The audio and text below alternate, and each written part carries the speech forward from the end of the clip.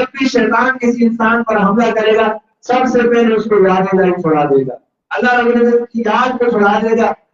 پھر وہ گناہوں میں زندگی گزارنے والا بن جائے گا۔ اور ایک اور جگہ فرمایا وَيَصُدَّكُمْ عَنْ ذِكْرِ اللَّهِ وَعَنِ الصَّلَاةِ، تم سے سب سے پہلے ذکر چھڑائے گا اور پھر اللہ کی نماز بھی چھڑا دے گا، نماز بھی چھوٹ جائے گی۔ آپ دیکھیں کئی دفعہ ایسے ہوتا ہے ایک آدمی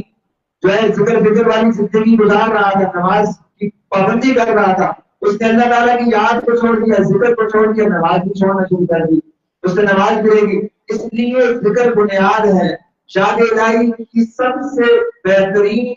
صورت یہ ہے کہ انسان ذکر میں زندگی گزارے، ہر وقت ذکر والی زندگی میں رہے تو کبھی بھی شیطان اس پر مسلط نہیں ہوگا۔ اسی لیے فرمایا یا ایھا الذین آمنوا لا تلھکم اموالکم ولا اولادکم عن ذکر اللہ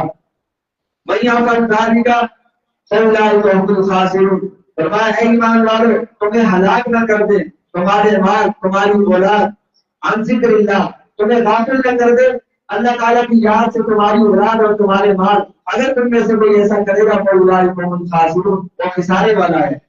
وہ خسارے میں چلا گیا۔ آج ہم یہ سمجھتے ہیں دنیا کے اندر کسی کا نقصان ہو جائے، دنیاوی نقصان ہو جائے، ہم یہ سمجھتے ہیں اس کا بہت نقصان ہو گیا، اس کے پاس جاتے ہیں، اس کی تعزیت کرتے ہیں، اس کو کہتے ہیں بہت دکھ ہوا، آج تمہیں نقصان ہوا، تکلیف ہوئی،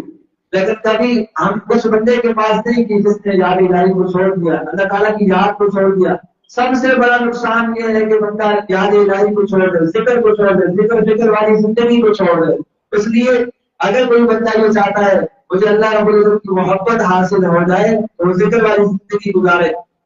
ہمارے مشائخ بزرگان دین سلف صالحین کا یہ معمول رہا ہے، وہ اپنی خانقاہوں کے اندر ذکر کیا کرتے تھے۔ اسی طرح لوگ باوجود نقشبند رحمۃ اللہ علیہ کے بارے میں آتا ہے، ہمارے حضرت فرماتے ہیں جب بخارا کے وہاں دیکھا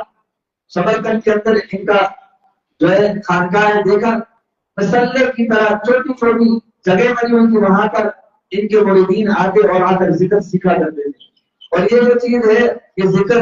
یہ سیکھ کر انسان کو فائدہ دیتا ہے، بغیر سیکھے بھی فائدہ دیتا ہے، لیکن سیکھ کر کریں گے تو بہت فائدہ ہوگا۔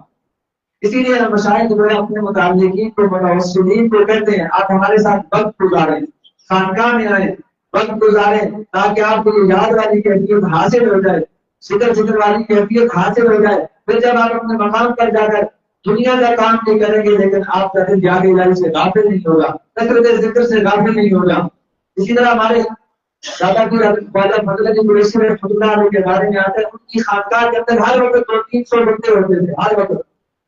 200-300 بندے ہوتے تھے جو یاد الہی میں بیٹھے رہتے تھے، اور ذکر فکر کا کام یہ ہوتا تھا ہر وقت ذکر کی زندگی گزارنا۔